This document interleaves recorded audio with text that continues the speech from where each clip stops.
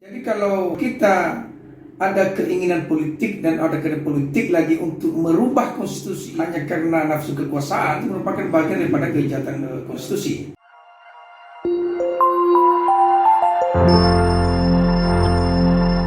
Sebenarnya demonstrasi mahasiswa itu adalah bagian daripada hakikat demokrasi, bagian daripada juga hak asasi manusia untuk menyatakan pendapat pikiran dan dijamin oleh konstitusional.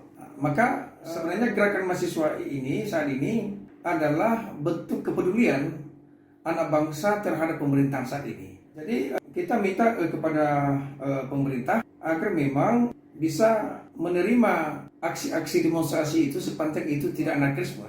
Ada dua isu ya tuntutan daripada mahasiswa ini dan segenap elemen-elemen bangsa ini. Pertama tentang isu penundaan pemilu. Yang kedua jatuhnya rezim Bapak Jokowi. Sebenarnya kalau isu pertama tentang penundaan pemilu, memang isu-isu selama ini yang dilontarkan oleh oknum-oknum tertentu dan partai-partai politik tertentu itu adalah merupakan rencana kejahatan konstitusional ya, karena salah satu agenda reformasi 98 itu sebenarnya untuk mengamputasi atau membatasi masa jabatan presiden. Itu agenda utama dulu reformasi 98. Jadi pasal 7 soal masa jabatan presiden. Artinya masa jabatan bisa 5 tahun dan bisa diperpanjang 5 tahun lagi. Jadi kalau kita ada keinginan politik dan ada kehendak politik lagi untuk merubah konstitusi itu hanya karena nafsu kekuasaan, maka itu kan bertentangan dengan konstitusi. Dan itu merupakan bagian daripada kejahatan konstitusi itu. Kenapa? Karena memang kita kan negara hukum. Kalau negara hukum, maka setiap orang negara harus patuh dan tunduk kepada hukum. Harus patuh dan tunduk kepada konstitusi. Tak boleh dirubah dengan mudah konstitusi itu. Karena konstitusi itu kan sangat fundamental ya, sangat mendasar sekali. Tapi kalau dalam aspek politik ada isu tentang ada perubahan-perubahan daripada konstitusi, boleh saja, tidak masalah kalau sepanjang ranahnya politik.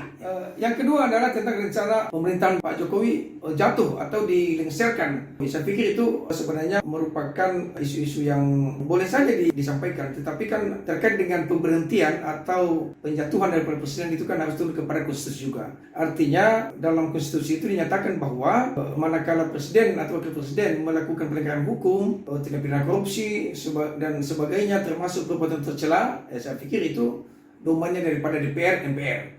Tapi kalau rencana contohnya menggulingkan pemerintahan Jokowi ini saat ini dengan isu-isu yang tidak berdasar, saya pikir itu juga menjadi bias ya. Jadi yang kita inginkan adalah sebenarnya isu pertama tadi penundaan pemilu itu, kita menginginkan Pak Jokowi tegas itu, harus menyatakan itu tidak ada penundaan pemilu dan harus semua dilarangnya semua para kabinet-kabinetnya itu untuk tidak lagi mengisukan tentang ditundanya lagi pemilu 2024. Jadi isu melengsarkan Jokowi dari kedudukan sebagai presiden, maka itu kan harus berdasar kepada konstitusi Undang-Undang Dasar 45 yang mana MPR bisa memberhentikan presiden manakala presiden telah melakukan pelanggaran hukum, telah melakukan pengkhianatan terhadap bangsa, ada dilakukan perbuatan tercela. Maka kalau masuk ke ranah melengsarkan pemerintahan Jokowi, maka itu tentunya tak boleh keluar daripada konstitusi, tak boleh keluar daripada mekanisme hukum yang ditetapkan dalam Undang-Undang Dasar tahun 1945. Kita minta teman semua mahasiswa juga memang tentu gerakan ini kita mengharapkan gerakan yang murni, yang datang lahir daripada jiwa anak bangsa semuanya, dan jangan juga ini gerakan yang suci ini dikotori oleh sekelompok orang-orang yang tidak bertanggung jawab, yang akan mengundang kekisruhan, mengundang konflik secara nasional.